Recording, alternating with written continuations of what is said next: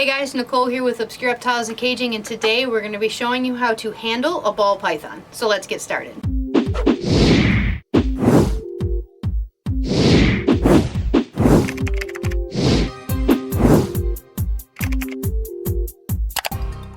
Hey guys, so there's going to be some weird noise and action happening right over here. We've got some of our Accu monitors that might be laying eggs right now, or at least they're digging. So it makes a lot of noise when the sand's hitting the glass, so that would be what you hear. But today we're going to be talking about ball pythons and how to handle them. So if you are brand new to ball pythons, I highly recommend starting out with not a very young baby, but also nothing too big so you're not overwhelmed. If this is your first time handling any snake, then a ball python, I believe, is a really good option to start off with. This is around the size I would recommend. The reason why I would not say do a brand new tiny little baby hatchling is, one, they're very fragile, and two, they can be very, very spicy. You have to understand that ball pythons, especially when they're very young, around a year old and under, most of the time in the wild, all they do is hide. So you being a big scary thing, they have no idea what you are. A lot of them are going to hide in a tight little ball, which is actually why they're called ball pythons, or they're going to be very snippy and hiss. But don't be alarmed if there is a snake that is like that. That is totally normal. It doesn't mean it's a mean snake. A lot of the times it just means that they are frightened. So this is our boy Teo. He is a blue-eyed Lucy, but he's also got some paradoxing. I'll show you guys him up close real quick. Normally they're not going to look like this, but he is super special. So I decided to show this little guy for you because normally, when you're holding your first ever ball python, you're going to want to get something normally around this size. A lot of very large ball pythons are incredibly friendly. My adult ball pythons are normally the best compared to the babies, especially because a lot of the times babies are very food motivated, and especially young females. I've had quite a few aggressive babies who turn into the best adults once they learn you're going to feed them, clean them, care for them, and they really aren't going to care too much about you or try to bite you. But all ball pythons have their own personality, so every snake is going to be different. I highly recommend holding a ball python that you know personally is friendly, someone like from a breeder. When I have people stop by who want to actually hold a snake, I always pull out snakes like this that are friendly ones. I would never pull out one of the ones that are a little bit more grumpy, but there are grumpy snakes out there. When it comes to actually picking up a baby out of an enclosure, a cage, a tub, whatever it is in, I would recommend using a snake hook in the beginning if you are brand new. The reason behind that is these snakes are going to see your hand, especially if you're wearing a hoodie, and they're just going to see thermal, they're going to see warm heat coming in at them. They don't know if it's a rat, what it is. Normally they bite first and ask questions later. So by getting them out with the hook, that shows them that they are totally safe, everything is fine. Once they are out of the enclosure, 9 times out of 10, even grumpy snakes are okay once they're in your hand. Now keep in mind, all snakes are different, but for example, ball pythons, they have vents. They have those little dots all around their nose. That is their heat pits. That is how they sense the world. You can see his little tongue flicking. He's checking things out. But most ball pythons, keep in mind, are what is known as head shy. As in, if you poke their head, they're gonna pull back. You don't need to boop their snoot, which a lot of people talk about, and they think it's very cute and adorable, but most ball pythons are not gonna tolerate it. Body language of a ball python, you can see he's totally laid back, he's relaxed, he's tongue flicking, he's looking around. If you're holding a snake that is very rigid, instead of like laying like he is right now, they're in strike pose and they are locked onto something specific and they're just focused, they're not tongue flicking, they're just staring, not moving. That's a position where they're getting ready to strike because they are nervous. If the snake is just laid back like this, or if it's a very heavy body, let's say a very large female, she's probably going to have her head, especially if it's not resting on anything, a little bit curved back because they're just so heavy. They kind of have to stay in this position to be able to look around, but they're going to be tongue flicking, just checking things out. If they're very rigid and just staring at one thing like you, then that means that they're probably going to be striking soon. They probably are a little grumpy. But when it comes to holding them, you're just going to simply let them do what they want to do. It all depends on how big the snake is. Some of them are going to want to wrap all the way around you. Some of the time, like he's actually being incredibly gentle right now. Some of the time you can see little gaps. They're going to squeeze so tight it's going to make you a little nervous, especially a bigger snake. It's just them holding on. He trusts me. I take him out quite often. He knows the drill, so he's not nervous whatsoever.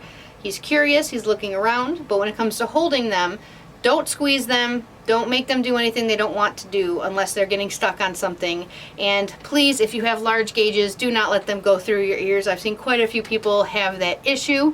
So when it comes to this guy, we're just going to gently move him so you can see him. You can start out just holding him, but normally they're going to want to wrap around something so that they know that they're safe. That, see how he's starting to wrap again? It's because he just wants to make sure he's not going to fall. That's for him and his support. If you give him a branch, something like this to climb onto, sooner or later he'll migrate over to this other hand just because he sees a new branch. He's exploring. I never recommend going like this in front of a snake's face. People do that to get a reaction, to get a ball python to strike or other snakes. There's no need for that. I'm casually moving my hand around slowly. I'm not teasing him in his face. I don't want to make him strike. I want him to be happy and relaxed. And as you can see, he's just looking at my hand. Because he has those holes in his head, he's going to be, again, incredibly head shy. I'm lucky with him.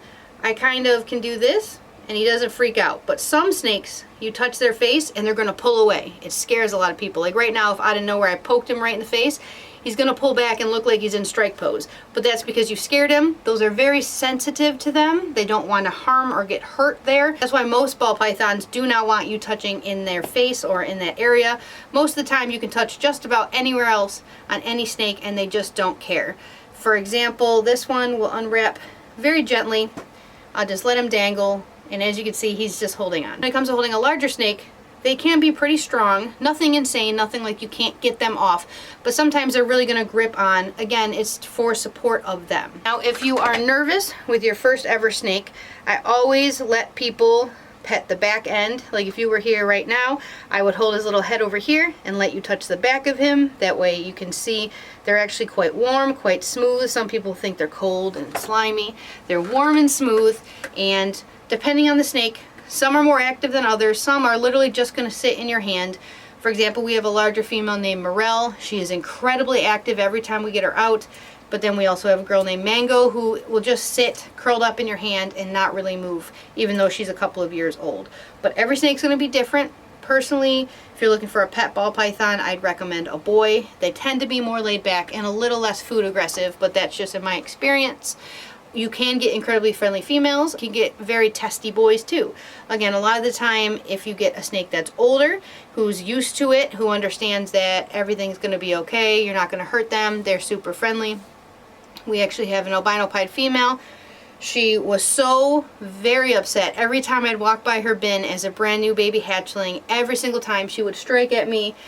Every time I'd walk past her, I couldn't even dream of trying to even hold her. She would just bite and strike and hated everything. And now she's about 9 years old, and after she hit about 3, it clicked that she's not going to hurt me, and she became one of the friendliest snakes ever. She's actually in breeding mode right now. We got a couple of females paired up at the moment, so I can't get her right now.